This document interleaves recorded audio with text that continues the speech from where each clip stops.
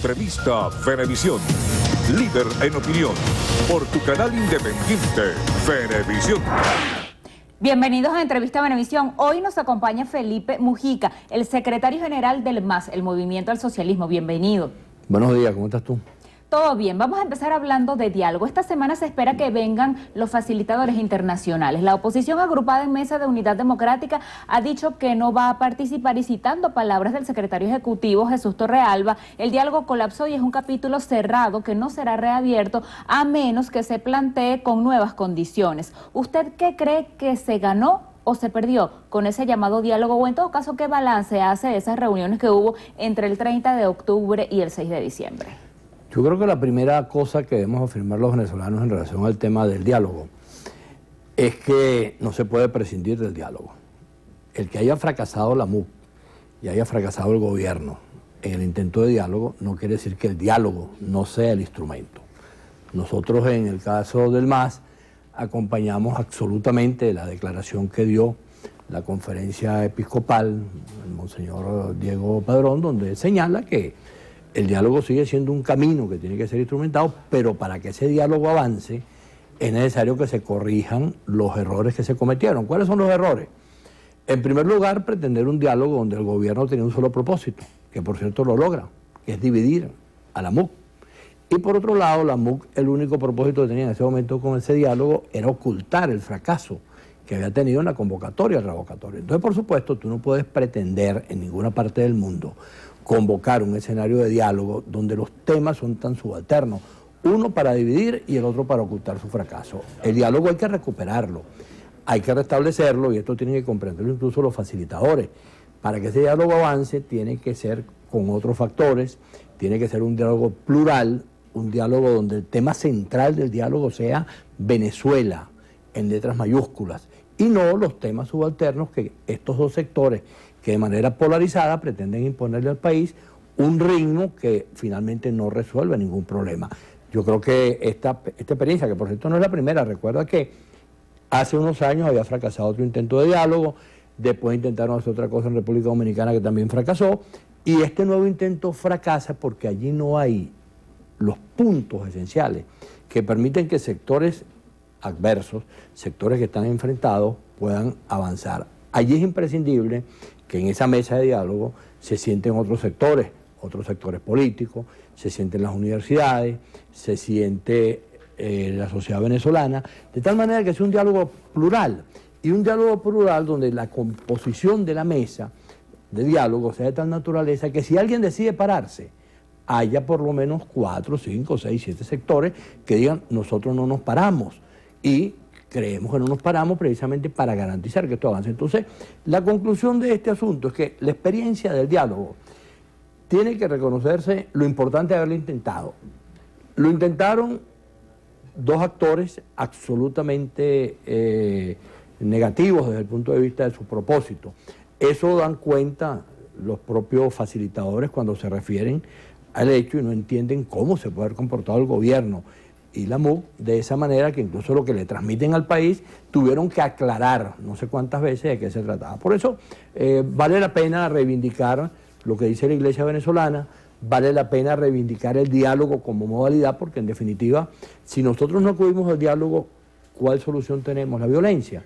La violencia implica un cerro muerto, y después que tengamos el cerro muerto, inevitablemente tendremos que sentarnos de nuevo a ver de qué manera dialogamos. Por eso el llamado es a los facilitadores para que comprendan que el diálogo tiene que ser ampliado, a la MUC y al gobierno, que son factores, para que asuman el hecho de sentarse a dialogar con responsabilidad y que se pueda efectivamente convocar otros sectores que efectivamente coloquen como punto Venezuela.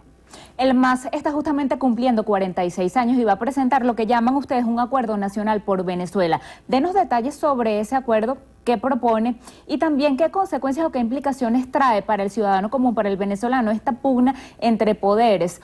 Una Asamblea Nacional que, según el Tribunal Supremo de Justicia, está en desacato, pero los parlamentarios del Gran Polo Patriótico siguen yendo a las sesiones. Una bancada opositora que rechaza que el presidente Nicolás Maduro haya presentado su informe de gestión en el Tribunal Supremo de Justicia y no ante la Asamblea Nacional. ¿Qué nos ocasiona todo esto?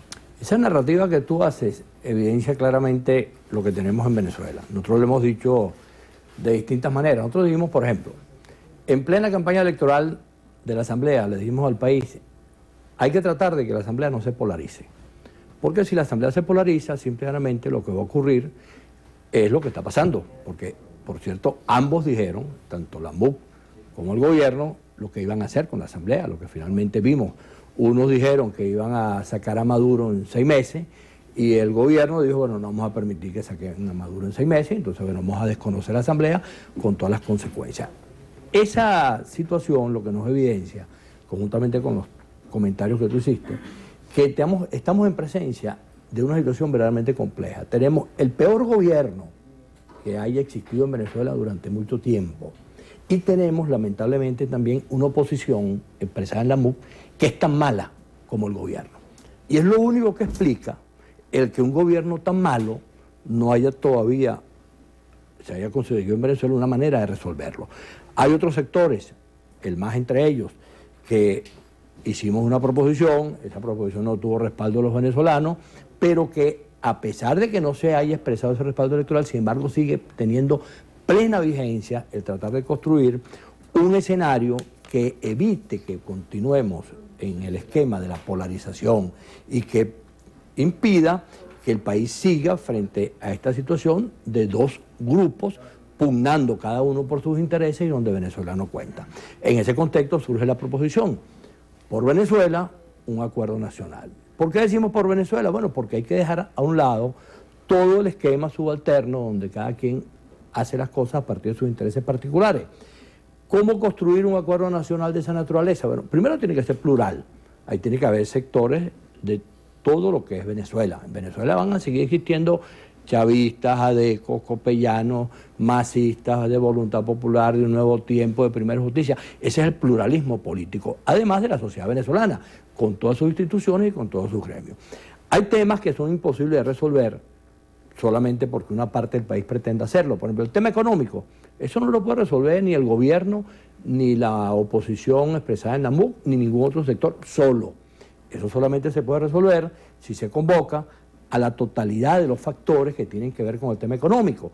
Y allí se van construyendo soluciones que tengan que ver con el diálogo y soluciones que tengan que ver con cómo resolver el problema económico buscando la manera de crear consenso. Lo mismo pasa con el tema de la inseguridad, lo mismo pasa con el tema de la participación política, que ahorita tiene mucha vigencia a propósito de lo que está ocurriendo con los partidos y a propósito de un tema en el cual coincidimos todos los venezolanos, que es la necesidad de que aquí se establezca una agenda electoral que le permita al país recuperar rápidamente el ejercicio del derecho al voto. Todos esos son temas que forman parte de lo que nosotros llamamos el acuerdo nacional. Eso lo estamos haciendo como proposición, es el centro de la proposición del evento aniversario que tenemos hoy en el Hotel Presidente a las 11 de la mañana, donde vamos a tener un evento plural, un evento donde van a participar un conjunto de personalidades de distintos signos y que vamos a tratar, hasta donde sea posible, transmitirle al país el país que nosotros creemos que debemos tener. ¿Cuál es ese país? Un país plural, un país donde nos respetemos, un país donde la Constitución sea lo que rija y un país donde no pueda ser excluido ninguna parte de los venezolanos, porque en definitiva todos somos venezolanos y todos tenemos el deber y la responsabilidad de actuar a favor de la construcción de soluciones en el país. Quisiéramos su comentario en materia de seguridad acerca de este relanzamiento del Plan Patria Segura, ahora llamado Plan Campaña Carabobo 2021, retomar los llamados cuadrantes de seguridad y las ya no OLP, sino OLHP, incluyendo respeto a los derechos humanos, humanización. Yo creo que toda la experiencia que tenemos en esa materia hasta ahora ha sido absolutamente negativa. El gobierno no ha podido entender ni comprender que lo que ha venido ocurriendo en materia de inseguridad no se puede resolver simplemente porque tú tomes la decisión de prescindir de un conjunto de factores, incluso por la vía de la eliminación física. Es evidente que el tema de la inseguridad, igual que otros temas, obliga a una solución consensuada. Y esa solución tiene que ver sobre todo con un aspecto que el gobierno no trata. ¿Por qué un muchacho de 15 años decide ser delincuente?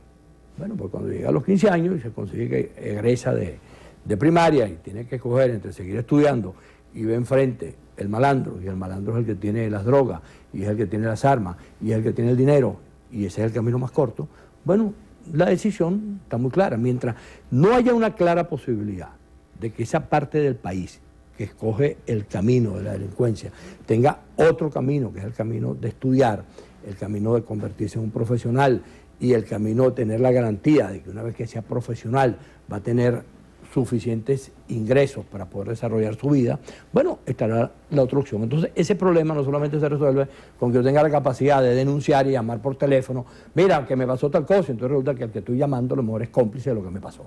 Entonces, es un problema mucho más complejo. Ojalá esa proposición que están haciendo sirva para algo, ojalá permita que los venezolanos tengamos mejor calidad de vida en ese tema que nos ha acabado con lo que era nuestra rutina.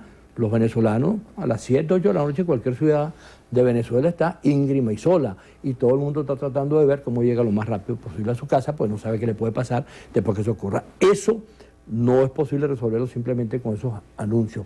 Eso es un problema mucho más complejo que, al igual que los demás, obliga a que toda la sociedad venezolana pueda buscar respuesta. Gracias por esta conversación. Bueno, gracias a ti y nos seguimos viendo.